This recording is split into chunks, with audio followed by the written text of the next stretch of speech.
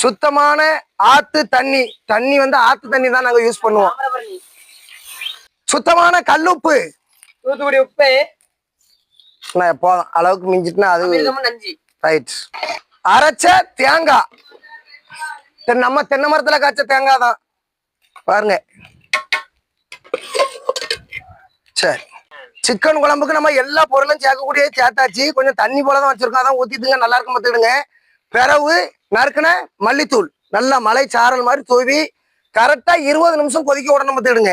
அப்பதான் அந்த பச்சை வாடை எல்லாம் போவோம். இப்ப நம்ம வந்து மூடி வச்சிருவோம், கரெக்டா கொதிச்சு வரட்டும். நல்லா கோழி குழம்பு நல்லா கொதிச்சுட்டு பாருங்க. அம்மா எண்ணி வந்து பரிமாறிடுவோம். கொதிச்சுக்கிட்டு இருக்கு. குக்கிங் வாங்க, பாசத்தோட பாருங்க, பகிர்ந்து உண்போம், பசியும் தீரும். நன்றி, வணக்கம்.